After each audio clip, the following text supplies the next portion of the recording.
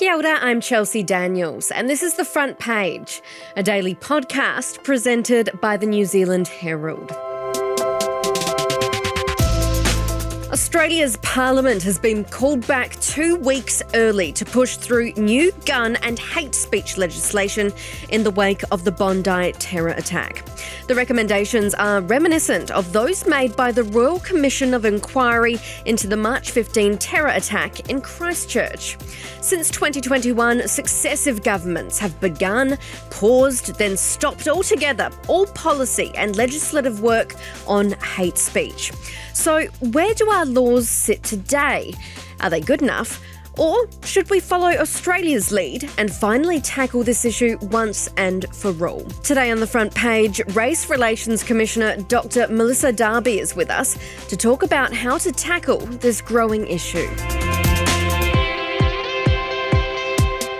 First off, what do New Zealand's hate speech laws look like at the moment?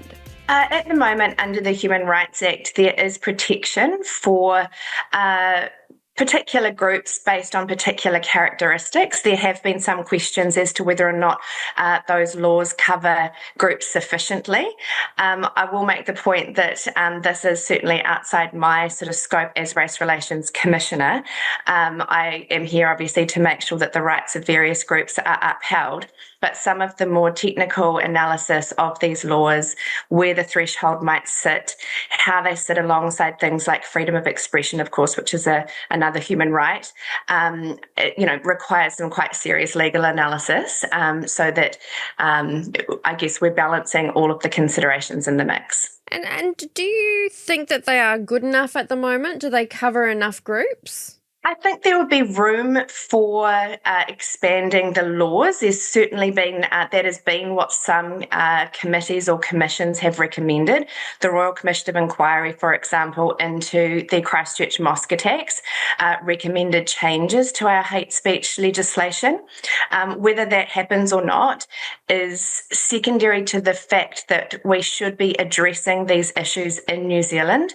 A lot of groups that I've engaged with in my time in this role, I've been in the role of Race Relations Commissioner for about a year now, engaged with groups up and down the country. A number of groups are very concerned about hateful rhetoric, and all groups want better education about the impacts of harmful speech.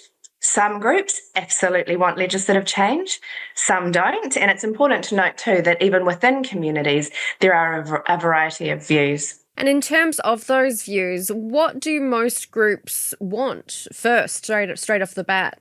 I think groups want better education and better public awareness about the impact of harmful and hateful rhetoric on groups. I think that there's an opportunity for us to provide spaces and places for us to mix and mingle with people who are different from us. Communities up and down the country have told me that that's what they want to do. They want to get to know their neighbours. They want to mix and mingle with people who are from different backgrounds. They don't want to live in a divided New Zealand. Rather, they want to live in a united country. And so I think there's an opportunity for us to provide better spaces for that to occur, to remove the fear and mistrust and suspicion that often occurs when there's a bit of a vacuum. I think that communities, actually a lot of them, have said to me, if not all, that better education in this space about the impact of hateful rhetoric would hopefully go some way to perhaps others recognising the impact of some of their actions, but by the same token, us providing opportunities for us to connect together with people who are different to us shows us that we are far more alike than we are different, and perhaps remove some of that fear that can often fill a gap in lieu of anything else. Well, when it comes to hate speech laws and those reforms, it's always a hot topic, and we've seen time and time again, and successive governments of all different colours and stripes pick this up, put it down, cancel it, rejig things. I mean, is it just because it is so wide-reaching and there's that tension between free speech versus hate speech?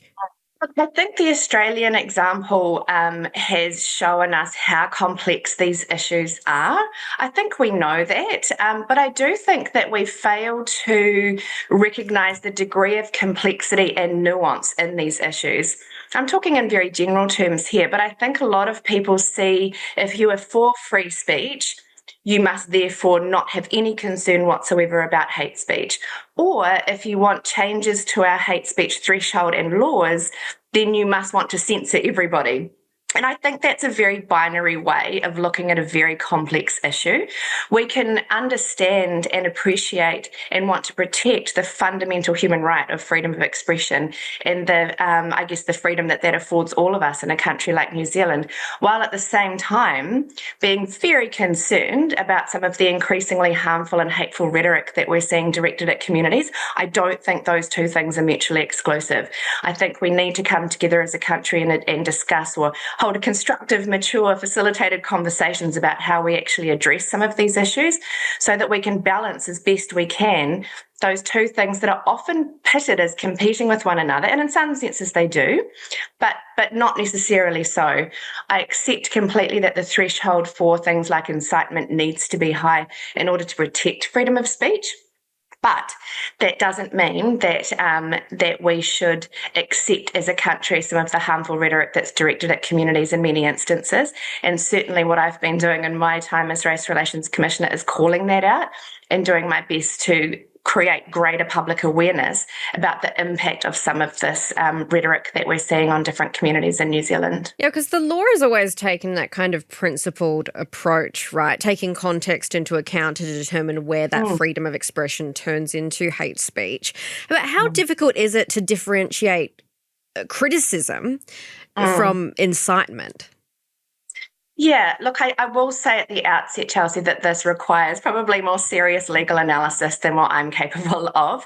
But what communities have told me, and I think what communities certainly understand, is that there is a difference between criticising an ideology, for example, or a school of thought or an idea, and of course calling for harm to people. And I think we probably need to get better about understanding that differentiation in our minds, that sometimes it isn't pleasant when we hear something that's very close to our hearts being criticised. But we've got to come to a place as a nation where we are okay with peaceful disagreement on issues and where we don't see those who disagree with us immediately as enemies. The social media online environment doesn't help here. It pits people, I think, in very absolute terms. We probably say things to one another online that we wouldn't say to each other face to face, I would hope. And it sort of puts people almost in these irreconcilable us versus them type teams. And I don't think that's helpful. Most recent SIS report shows that the dangers of online extremism and the polarisation that some of those narratives are contributing to in our country. So, ultimately, I think we need to certainly differentiate between criticism of a group and people versus criticism of an idea. And sometimes those things can feel blurry.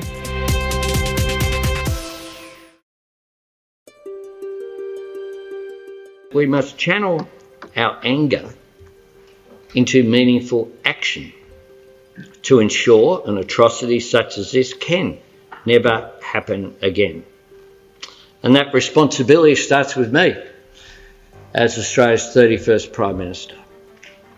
It also belongs to each of us here in this chamber as parliamentarians. And it's a task for all of us as Australians to build social cohesion, to reject division and prejudice. In terms of online radicalisation, would you see that at the moment as our greatest threat? It's certainly up there, that's for sure. The SIS report showed that sort of grievance narratives and violent extremism is becoming more prevalent in New Zealand. I want to make the point that no one group or ideology stands out. There are a range. Young people in particular are targeted online or are seen as being more susceptible to these sort of narratives and extremist ideas. And vulnerable people are as well. People who are perhaps isolated or who have experienced particular traumas in their life. I think we need to be more realistic and get better at addressing some of these issues, because what the data also show in the NZSA's report is that New Zealand, the greatest risk in terms of any terrorist attack in New Zealand is from a lone individual acting, as I said, alone and with an access to an easy kind of weapon, like a car, for example, which is quite frightening when we think about how easy those things are for people to get their hands on. Of course, algorithms as well, social media algorithms, we all know how they operate. They start feeding into the mix and the whole thing kind of snowballs. Looking across at the Tasman and what they're debating now in terms of the hate speech laws, you've mentioned a massive lesson that we can learn from them, obviously, is seeing how complex an issue like this is. But what else do you think that we should pay close attention to when they're talking about this? Look, our Human Rights Commission, via our Chief Commissioner and via their President, I think his title is, of the Australian Human Rights Commission, have been in touch on this issue. The Australian Commission reached out to us, and this has particular relevance for my role on the Royal Commission of Inquiry into the Christchurch mosque attacks, because I believe they will go ahead and set up the Royal Commission of Inquiry into the horrific Bondi terror attack. And so we're in close communication, I suppose, with our Australian counterparts, which is good. It's important for us to learn from one another on this.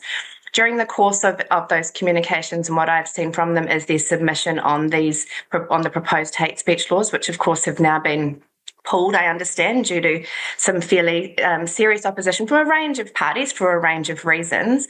And one of the things that the Australian Commission raised was looking at the threshold around incitement and exactly where that sits. If current laws were actually being applied in the way that they might be able to be applied, that obviously again sits outside my wheelhouse in terms of the serious legal analysis that requires, because the Australian President did also note the tendency, I guess, for unintended consequences to come from some of these laws, the need for laws to be applied evenly and consistently, and of course the complexities around, like you've mentioned, context mattering in various instances. So it's not necessarily that something it's a black or white kind of zero-sum game type approach. So I think that we can learn a lot from each other. We are certainly in constant communication at the moment on this particular issue. We have seen in recent times in both New Zealand and Australia increasing antisemitism and Islamophobia.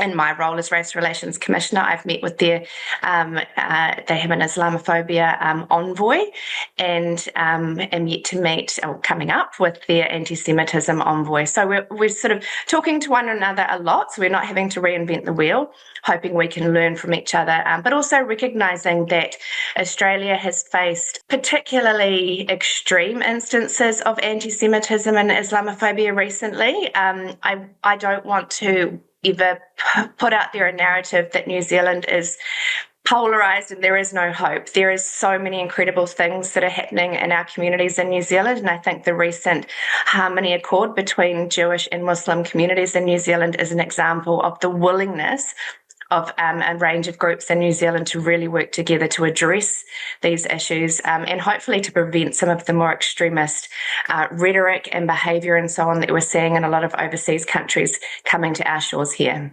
Reforms to hate speech and hate crimes laws were among some of the recommendations from the Royal Commission of Inquiry into the March 15 terror attack. What, if anything, has changed since then? Look, my understanding is that nothing has changed since then. I think if in terms of the environment, we're perhaps operating in a more polarised in some cases environment, but again, I don't want that to be the only narrative that people hear about this country. There are so many incredible community groups and individuals out there who are doing wonderful work to come together on this particular issue. And a range of others, of course. And I think that irrespective of whether legislative change comes in terms of our hate speech laws, and that's obviously a decision for politicians and so on, I don't think that means we don't address in some way hate speech or harmful rhetoric that targets communities. And I recognise the subjective nature of those terms. through things like education, through things like providing opportunities for us to come together as a nation. Human rights, in terms of one of the fundamental ideas, is the inherent dignity of every human being. Imagine what kind of, how that calls on us to treat one another if we hear ideas like that more and hear messages like that more. How does it call on us to behave ourselves if we think about the inherent dignity within ourselves? So in my role as Commissioner, I'm doing my best to get those sorts of messages out there, and certainly have plans for things like Race Relations Day as well, to provide a platform for us to come together as a nation. We're a nation now of over 200 ethnic communities, 170 languages. We want to live in a united New Zealand, and to prevent some of these things that are occurring offshore from harming communities any more in New Zealand than they already have. Whether there's legislative change or not, it doesn't mean that we shouldn't be addressing some of these issues in other ways, and that's what I'm attempting to do in my role, that's for sure.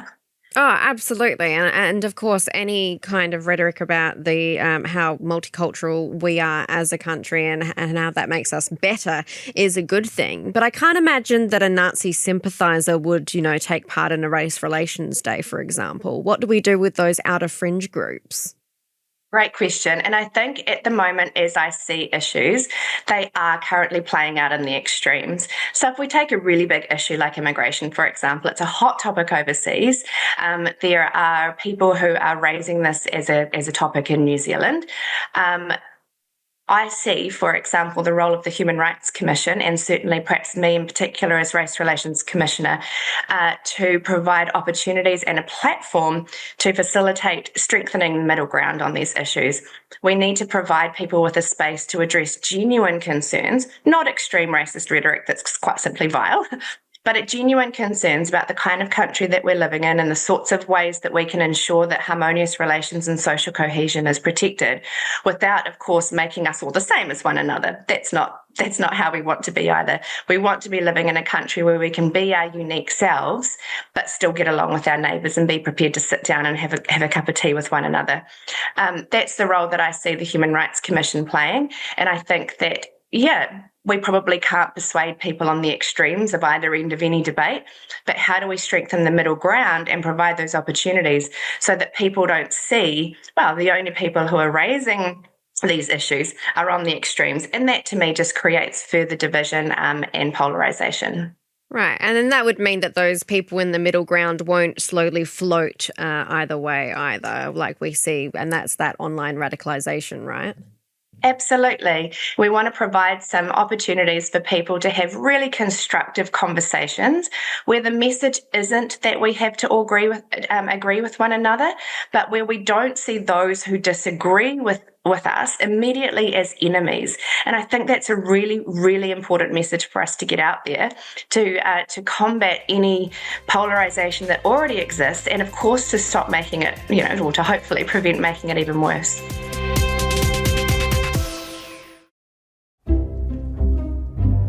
The best working definition of what hate speech is the one that Germany has adopted and other European. And think of it like group defamation. So we're all part of groups. We're Christian or Jewish or Muslim, or we're gay or trans. And if someone says something which libels that group as a group and tries to say, aha, you don't belong here in society. You have less inherent dignity as a group than other people. That's hate speech. And in terms of those outer, I know that the police and SIS do an amazing job of keeping track of people with extremist views. But it does feel like when we talk about big change, we think of it as very reactionary. So I'm thinking 9/11, airports change, airport security changed forever. You're thinking Christchurch mosque attacks, we've got the gun buyback, Port Arthur massacre, gun buyback in Australia, and now the Bondi attack, potentially leading to hate speech laws and hate crime laws in Australia. Do you think we should be less reactionary when it comes to, those big law reforms and those big changes? Yes and no. I think it probably depends on a case-by-case situation. I think if there's a real gap that we can plug, if you like, in response to those horrific attacks you've mentioned. And look, as I mentioned, I've been in the role of Race Relations Commissioner for a year, but I'm working closely with Christchurch Muslim communities, indeed Muslim communities up and down the country, but including that. So I see nearly 7 years on, the ongoing impacts of the Christchurch terror attacks on a community. So if there is anything that we can do to prevent those sorts of things happening again, we've got to do it. Of course, by the same token, we want to make sure that the things that we are putting in place are as well thought through as possible, are addressing the actual issue at hand, and don't have unintended consequences. And of course, protect, in the case of hate speech laws and freedom of expression, other rights in the mix that we also want to make sure we are recognising and looking after.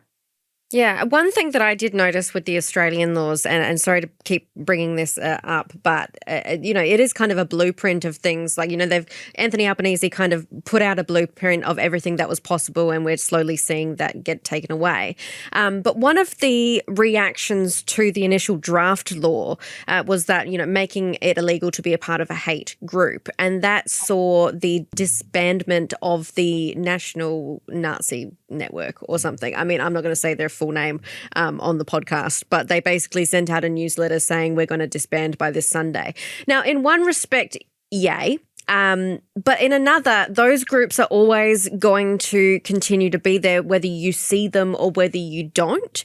So is something like that better to be seen rather than tucked away in the shadows? Because they're gonna pop up somewhere else, right? Yeah, there's an argument that by banning things, you don't remove it necessarily, you simply push it underground. And look, if I can tell a quick story, I come from a storytelling background, but if I can tell a quick story about time spent in the US, I was researching the horrific Emmett Till case from the civil rights movement back in the 50s. I spent time at a particular community there with a man who was African American and who worked in one of the museums.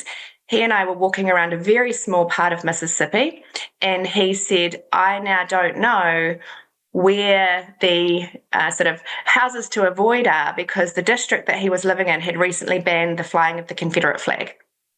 He knew when they hung those things in the windows, let me not go down that street, I'll go down this street instead. But suddenly he didn't know that. And it stuck with me because on the surface, like you've said, we think, great, these things should be banned. They are often used as symbols of hate. But of course, I don't think that by banning it, people necessarily changed their view. They simply, for someone like him, he simply didn't know how to keep himself safe, or as safe as he would like to have anymore. That's one example. Of course, there is the other example to say, well, why should we tolerate, groups like your Nazi Australian group? I think that it's probably a case-by-case basis. Perhaps in some instances, banning something does send a signal and can change attitudes in society. But look, again, whether that happens or not is a decision for others to make. We also, like I say, want to be careful of a slippery slope if suddenly we're legislating who we can and can't associate with. I think as well, it's important to point out that from a human rights perspective, at the end of the Second World War, the human rights doctrine, if you like, came about to prevent governments doing harm. So we also want to keep that in mind too. And that's not to say that legislative change is harm.